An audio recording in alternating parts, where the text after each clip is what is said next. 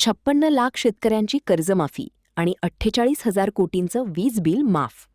मंत्री चंद्रकांत पाटील काय म्हणाले पहा. पुण्यश्लोक अहिल्यादेवी होळकर शेतकरी कर्जमुक्ती योजना आणि वीज बिल माफीबाबत मुख्यमंत्र्यांनी जाहीर केलेल्या ऐतिहासिक घोषणेची माहिती आज कोल्हापुरात राज्याचे उच्च व तंत्रशिक्षण मंत्री चंद्रकांतदादा पाटील यांनी पत्रकार परिषद घेऊन दिली. कोल्हापुरात घेतलेल्या पत्रकार परिषदेत उच्च व तंत्रशिक्षण मंत्री चंद्रकांतदादा पाटील यांनी राज्य सरकारच्या या निर्णयाचे सविस्तर स्पष्टीकरण दिले. पुण्यश्लोक अहिल्यादेवी होळकर शेतकरी कर्जमुक्ती योजनेअंतर्गत राज्यातील तब्बल 56 लाख शेतकऱ्यांना 36,585 कोटी रुपयांचा थेट लाभ मिळणार आहे.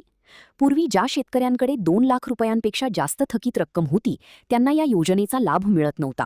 मात्र शासनाने ही अट शिथिल केली असून आता 2 लाखांपेक्षा अधिक थकीत रक्कम असली तरी 2 लाखांपर्यंतची कर्जमाफी दिली जाणार आहे, असे ते यावेळी म्हणाले.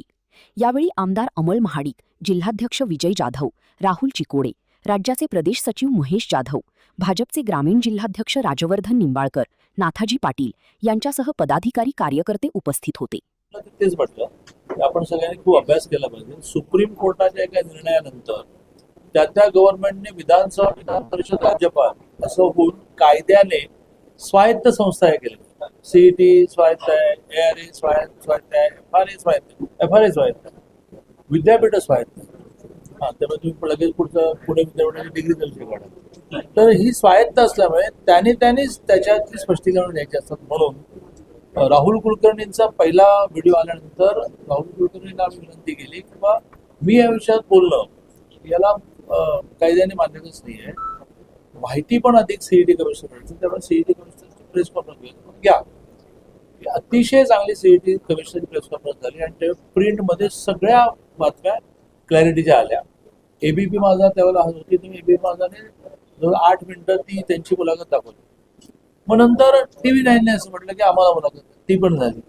मग सामने म्हटलं ती झाली. मग राहुल कुलकर्णी म्हणाले की मीच मुळात हा विषय सुरू केला, तर मला एक एक्सक्लुझिव्ह होती ती काल झाली. ती तर इतकी डिटेल आहे, मलाही त्याच्या अनेक गोष्टी नव्याने आणि त्यामुळे यावर मी भाष्य करण्याचं कारणच नाही. त्यामुळे सीईटी मध्ये घोटाळा या विषयामध्ये कमिशनरने क्लिअर कट सांगितलं की आमच्या सिस्टीममध्ये कुठलाही घोटाळा नाही. तरीही कुठल्या वर्षातली आहे का क्रिएटेड आहे माहित नाही अशी ती व्हिडिओ दाखवताय तुम्ही. एक महिला एका पाल्याकडे पैसे मागते, तर त्याची सायबरला कंप्लेंट केली, सायबरने इन्क्वायरी सुरू केली. वेळ प्रसंगी अशा प्रकारची सीआयडी इन्क्वायरी लागली, ती सीआयडी इन्क्वायरी सायबर इन्क्वायरी म्हणून क्रिएट.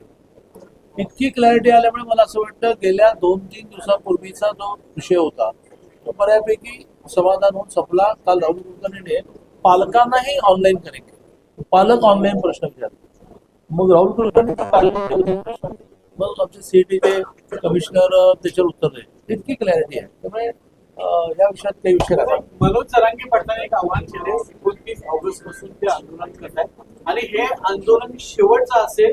या आंदोलनाची आपण या देशामध्ये लोकशाही मार्गाने हिंसा नसलेलं, शिव्याशाप नसलेलं, एकेरीत न बोललेलं आंदोलन करण्याची सगळ्यांना परवानगी. पंतप्रधानांना एकेरी म्हणायचं वगैरे अशी परवानगी नाही असं नाही, पण आपल्या देशाच्या संस्कृतीमध्ये बसत नाही असं मला वाटतं. आणि त्यामुळे तुम्ही त्यावरही बोललं पाहिजे की त्या आंदोलनामध्ये चाललेली गाणी, डान्स, पंतप्रधानांमध्ये बोललेलं आणि सगळ्या जगामध्ये डंका पंतप्रधानांनी आपला गाजवला आणि आपण ते पंतप्रधान झाले तो 11व्या नंबरवर होता, तर 4थ्या नंबरवर राहतो आणि 3ऱ्या नंबरवर राहणार. त्यांच्यामध्ये पण आपल्या लोकशाहीचं हे मी त्याला ब्युटी असं शकतो आपण, इंग्लिश वापरलं की त्याला वजनदार नव्हतं. तर लोकशाहीची सुंदरता अशी आहे कोणी कोणाला काही आणि त्यामुळे ते त्यांचं काही तोंड बंद करता येत नाही. ज्यांना आरोप करायचे करतील, राजीनामा मागतील. या देशामध्ये लोकशाही मार्गाने आंदोलन करायला सगळ्यांना आपण. त्यामुळे जर मनोज दादा जरांगेला असं वाटत असेल की माझ्या अजून काही मागण्या राहिल्या किंवा मान्य केलेल्या काही पूर्ण नाही झालं, आंदोलन करण्याची परवानगी आहे, पण ती लोकशाही मार्गानेच आंदोलन करावं. मुंबईमध्ये ज्यावेळेला ते गेले काही वेळेला अतिशय चांगल्या मार्गाने इतका मोठा पुन्हा आपापल्या घरी सुखरूप परत देणं याचं मोठं श्रेय सरकारला जातं, मनोज दादा. त्यामुळे मी करते. मला असं वाटतं की आता सगळेच प्रश्न शाळेच्या 50 मीटर अंतरात जंक फूड विक्रीला तुमच्यावर एक 6 महिने काम केलं तर प्रश्न कसे सुसावेत